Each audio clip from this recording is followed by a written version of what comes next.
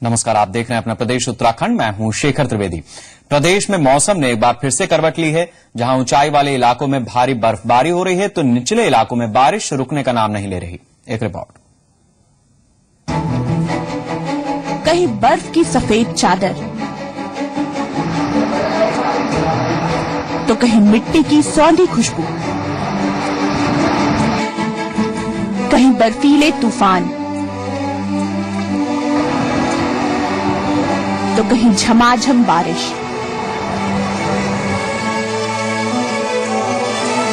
उत्तराखंड की खूबसूरत वादियों में मौसम ने एक बार फिर करवट ले ली है। पूरे प्रदेश में पारा एक बार फिर गिर गया है। जहां केदारनाथ का तापमान -9 डिग्री तक पहुंच गया है, वहीं निचले इलाकों में भी लगातार बारिश हो रही है।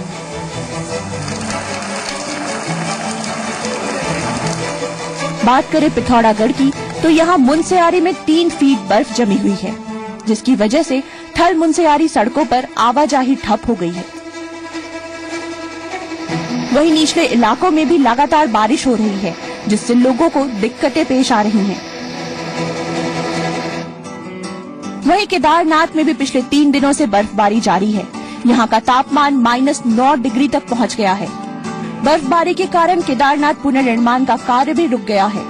पुनर्निर्माण कार्य में करीब 250 लोग लगे हुए हैं, जिन्हें बर्फबारी के चलते काम रोकना पड़ा है। उत्तरकाशी की बात करें तो यहाँ भी पिछले 2 दिन से हो रही भारी बर्फबारी के चलते गंगोत्री राजमार्ग बंद कर दिया गया है। सूखी टॉप से आगे गंगोत्री हाईवे पर भारी बर्फ बिछी हुई है। उधर यमुनोत्री हाईवे पर भी बर्फ की सफेद चादर बिछी हुई है, जिसके चलते जानकी चट्टी से आगे करीब 50 किलोमीटर तक हाईवे बंद कर दिया गया है। वहीं मुखबा और हरसल में बर्फीले तूफान ने दस्तक दे दी है। यहाँ तेज हवाओं के साथ बर्फबारी हो रही है, जिससे बिजली और मोबाइल सेवाएं ध्वस्त हो गई हैं। श्रीनगर की बात करें तो यहाँ भी देर रात से बारिश हो रही है, जिससे एक बार फिर ठंड बढ़ गई है। यहाँ पिछले कुछ दिनों में खिली धूप ने गर्मी का एहसास कराया था, लेकिन बारिश के चलते एक बार फिर तापमान गिर गया है और लोग अलाव के पास बैठने को मजबूर हैं।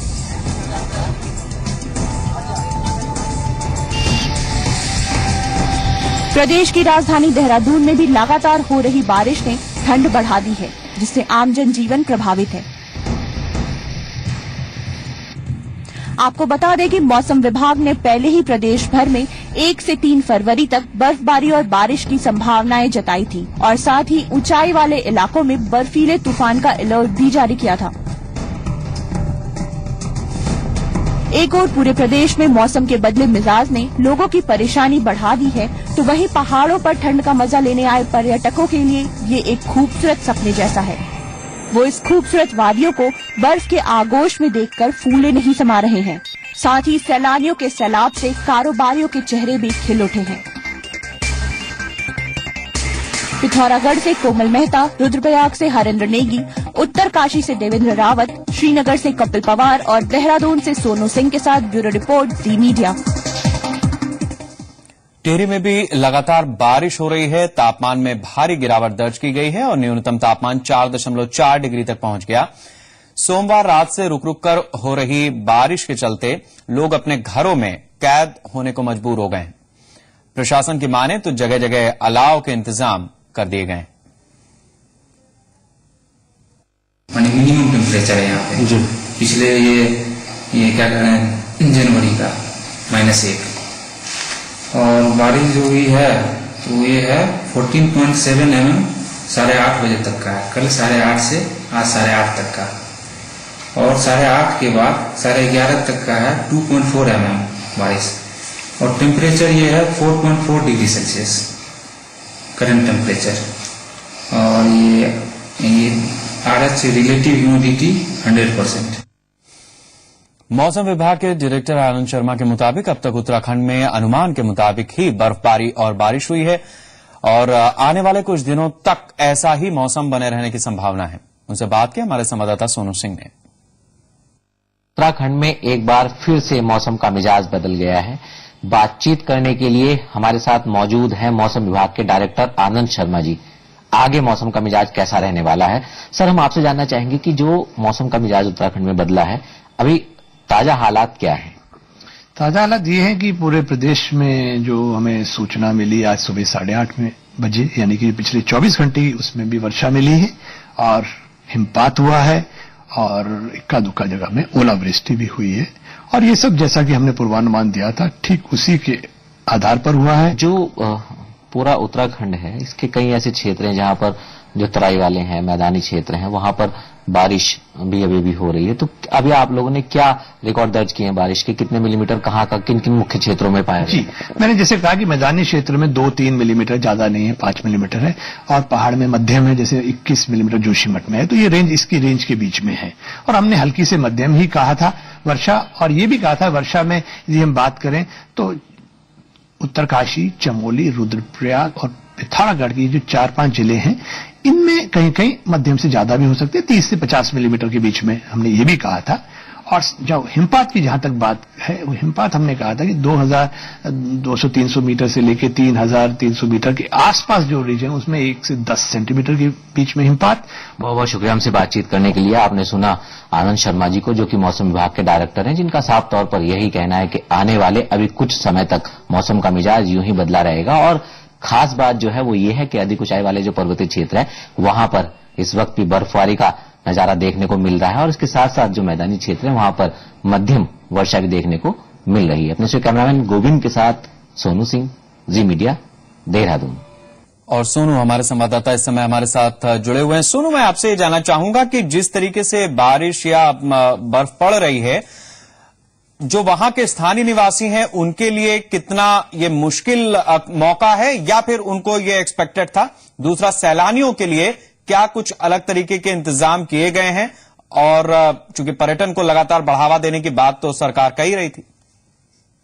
देखिए शेखर, 2 पहलुओं पर आप बात कर रहे हैं। पहला जो पहलू है वो ये है कि जो क्षेत्रीय लोग हैं, निश्चित तौर पर जब मौसम का मिजाज बदलता है, बर्फबारी होती है और बारिश होती है, तो लोगों की दुश्वारियां जो हैं वो बढ़ जाती हैं और लोग परेशान होते हैं, चाहे वो कामकाज करने वाले हो या घर में रहने वाले ही पुरुष क्यों ना हो। इसके अलावा जहां तक दूसरा सवाल आपका है कि ये जो मौसम का मिजाज बदल रहा है, इससे जो बर्फबारी हो रही है, निश्चित तौर पर जो होटल व्यवसायी हैं, जो पर्यटन से जुड़े हुए कारोबारी हैं, उनके चेहरे खिल उठे हैं, वो खुश हैं और ऐसे में ऑनलाइन होटलों की बुकिंग भी जमकर के हो रही है। इसके अलावा जो दूसरा पहलू है वो ये है कि जो पर्यटक हैं वो तो इधर रुक कर ही कर रहे हैं, इसके साथ साथ पर्यटकों के साथ जो आसीन वादियां हैं, जो बर्फबारी हो रही है, उसका खूबसूरत नजारा देखने के लिए आ रहे हैं। तो जो होटल व्यवसायी हैं, जो पर्यटन से जुड़े कारोबारी हैं, निश्चित तौर पर उनके लिए एक राहत और खुशी की बात है।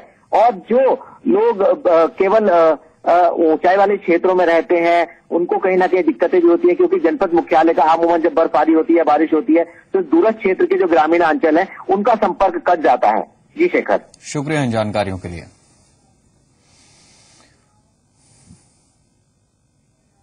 पिथौरागढ़ के मुनस्यारी में इन दिनों बर्फ की सफेद चादर बिछी हुई है। इन खूबसूरत वादियों में एडवेंचर स्पोर्ट्स का भी अलग मजा है। बड़ी तादाद में सैलानी यहां स्कीइंग और स्नो स्लाइडिंग के लिए पहुंच रहे हैं। बर्फ से ढके ये ऊंचे पहाड़, जमीन पर बिछी ये बर्फ की चादर, ये दिलकश नजारा है पिथौरागढ़ के मुनस्यारी का, जहां इन नजारों से नजरें हटती ही नहीं। यही खासियत है पिथौरागढ़ की, जो इसे बाकी जगहों से बिल्कुल जुदा बनाती है। मुनस्यारी में इन दिनों भारी तादाद में बर्फ जमी हुई है, जिसका लुत्फ उठाने पर्यटक स्कीइंग के लिए पहुंच रहे हैं। यहाँ के बेटुली धार, खलिया टॉप और पाताल थौड़ विंटर गेम्स के शौकीनों की पहली पसंद बने हुए हैं। इन खूबसूरत वादियों में एडवेंचर स्पोर्ट्स का भी अलग ही मजा है, लिहाजा कुमाऊं मंडल विकास निगम यहाँ स्कीइंग करवा रहा है। हालांकि यहाँ सुविधाओं की कमी की वजह से मुश्किलें भी पेश आ रही हैं। कुमाऊं मंडल विकास निगम के अधिकारी भी मानते हैं कि अगर सुविधाएं बढ़ाई जाएं, तो मुनस्यारी विश्व स्तरीय पर्यटक स्थल बन सकता है। वहीं पर्यटकों की माने तो ये स्कीइंग के लिए सबसे बेहतर डेस्टिनेशन है, लिहाजा यहाँ सुविधाएं बढ़ाई जाने की जरूरत है। उत्तराखंड में सबसे ज्यादा बर्फबारी मुनस्यारी में हुई है। मुनस्यारी में जगह जगह पर ऐसी स्पॉट हैं जहां पर स्कीइंग जो है की जा सकती है, जिसमें पातल थ्रॉट, बेटली धार और खलिया टॉप। अगर इनको डेवलप किया जाए तो आने वाले समय में ये जो है औली को भी पीछे छोड़ सकता है। वहाँ के जो स्लोप है वो बेटली धार या खलिया टॉप से ज्यादा बढ़कर नहीं है। अगर सिर्फ वहाँ पे यही है कि वहाँ पे गवर्नमेंट ने बहुत अच्छी सुविधाएं दी है, लिफ्ट दी है, इसकी लिफ्ट तैयार की है, तो उसके सारे वहाँ पे स्की करना बहुत आसान हो जाता है। आप अगर डाउन हिल स्की कर रहे हो, नीचे आ रहे हैं, तो ऊपर आपको ले जाने के लिए लिफ्ट है वहाँ पे, जैसे औली में है। अगर यहाँ पे गवर्नमेंट यहाँ पे लिफ्ट बनाए या सब कुछ करे तो फिर आने वाले समय के लिए काफी अच्छा रहेगा, राजस्व बढ़ सकता है इससे। उत्तराखंड अपनी खूबसूरत वादियों की वजह से हमेशा से सैलानियों की पहली पसंद बना रहा है। ऐसे में जरूरत है इन जगहों पर सुविधाएं बढ़ाई जाएं ताकि पर्यटन को बढ़ावा देने के साथ साथ पलायन को भी रोका जा सके। पिथौरागढ़ से कोमल मेहता के साथ जी मीडिया। उत्तराखंड को ऊर्जा प्रदेश बनाने का सपना साकार होता दिख रहा है। दरअसल प्रदेश में लघु एवं सूक्ष्म जल विद्युत परियोजनाओं के लिए नई ऊर्जा नीति लागू हो गई है। सरकार के माने तो इस नीति से रोजगार मिलेगा और पलायन रुकेगा। उत्तराखंड को ऊर्जा प्रदेश बनाने का सपना जल्द ही साकार होने जा रहा है। राज्य सरकार ने प्रदेश में लघु एवं सूक्ष्म जल विद्युत परियोजनाओं के लिए नई ऊर्जा नीति का ऐलान कर दिया है। अब राज्य में ग्राम पंचायतें भी बिजली बनाएंगी। यही नहीं, बिजली परियोजनाओं में स्थानीय लोगों को प्राथमिकता दी जाएगी। पूरी परियोजना बीओटी यानी build operate and transfer scheme के तहत होगी, जिसमें 5 साल में परियोजना बनाकर 35 साल के बाद परियोजना राज्य को सौंपी होगी। ऊर्जा नीति के मुताबिक लघु परियोजनाओं को 2 हिस्सों में बांटा गया है। पहली श्रेणी में 2 से 5 मेगावाट की परियोजनाएं शामिल हैं, जो पंचायती राज संस्थाओं, पंजीकृत संस्थाओं और सहकारी संस्थाओं के लिए आरक्षित होंगी, जबकि दूसरी श्रेणी 5 से 25 मेगावाट तक की है। इस श्रेणी में राज्य के मूल निवासियों को प्राथमिकता दी जाएगी। वहीं बाहर के विकासकर्ता को स्थानीय फर्म के साथ न्यूनतम 26% की हिस्सेदारी देना अनिवार्य होगा। इससे पर्वतीय क्षेत्रों में रोजगार के अवसर के साथ साथ पलायन रुकने में भी सहायता मिलेगी। जन सरोकारी नेता के रूप में हरीश रावत जी का ये बड़ा फैसला था और आज शासनादेश जारी हुआ है। इसके उत्साहवर्धक परिणाम आने की हमें उम्मीद है। अधिक विद्युत का उत्पादन कर पाएंगे तो सरकार उनकी अतिरिक्त विद्युत को अच्छे दामों में खरीदेगी भी। उससे हमारे लोगों की आर्थिकी बढ़ेगी, पंचायत की आर्थिकी बढ़ेगी, पंचायतों की। निश्चित रूप से ये एक बहुत ऐतिहासिक फैसला है और इस फैसले के दूरगामी परिणाम। इन परियोजनाओं पर कोई रॉयल्टी नहीं लगेगी, वाटर यूजर चार्ज भी नहीं लिया जाएगा। सरकारी भूमि 1 रुपए प्रति वर्ग मीटर की दर पर 40 साल की लीज पर मिल सकेगी। वहीं आपदा से क्षतिग्रस्त होने के मद्देनजर परियोजनाओं का बीमा भी होगा। हालांकि प्रदेश बीजेपी ने पूर्व के पावर प्रोजेक्ट को लेकर सवाल उठाए हैं। बीजेपी का कहना है कि ये प्रोजेक्ट भी महज घोषणाएं बनकर न रह जाएं। पावर प्रोजेक्ट जितने भी आवंटित हुए हैं उसमें कहीं न कहीं बड़े पैमाने पर धांधलीबाजी हुई है और ये धांधलीबाजी इस तरह से जो भी कंपनी आई थी ब्लैक लिस्टेड की गई है।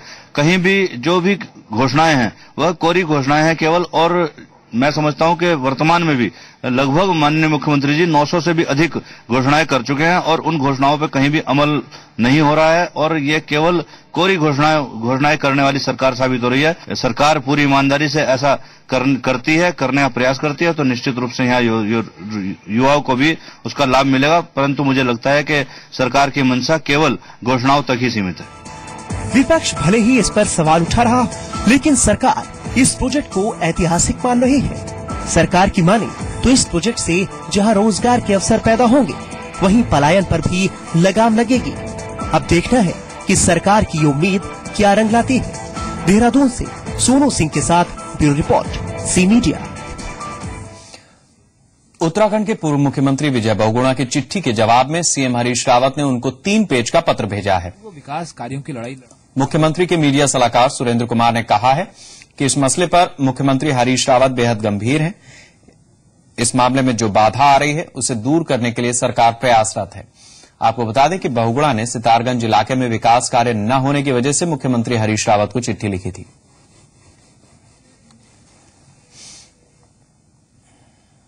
विजय भगोना जी तो स्वयं में एक न्यायविद रहे हैं, न्यायमूर्ति रहे हैं।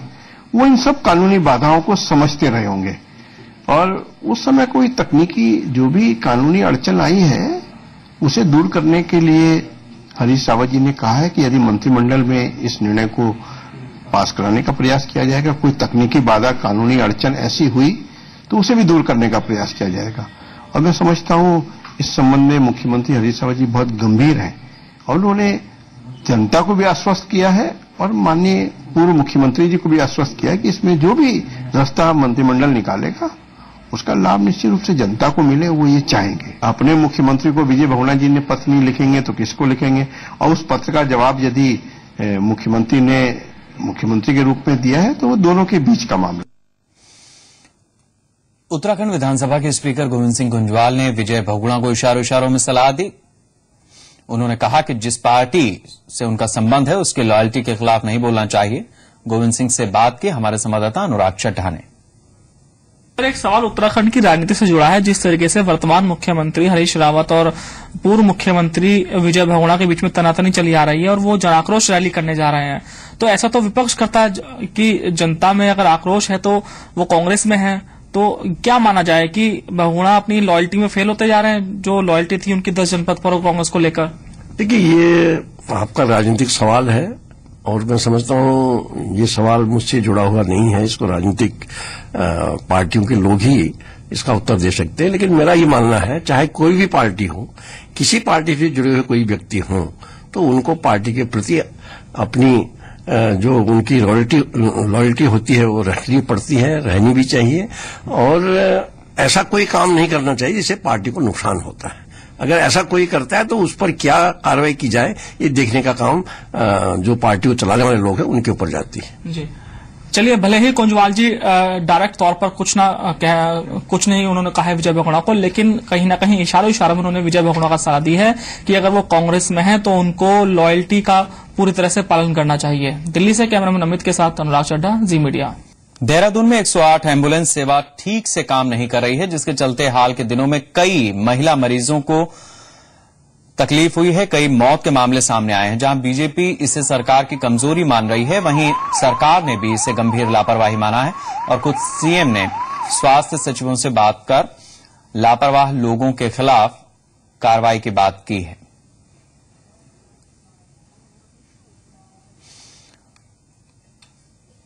प्रदेश की बदहाल परिवहन व्यवस्था के दिन अब फिरने वाले हैं। मुख्यमंत्री हरीश रावत ने खस्ताहाल बसों की हालत सुधारने और बदहाल बस अड्डों को दुरुस्त किए जाने का आदेश दिया।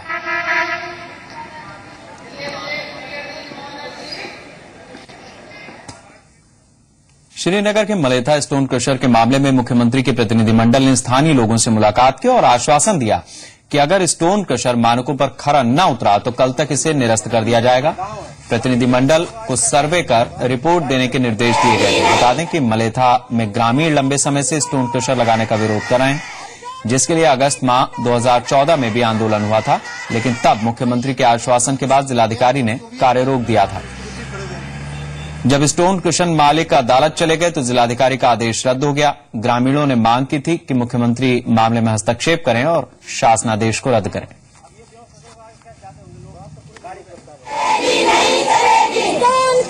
बंद करो और जुर्म की टक्कर में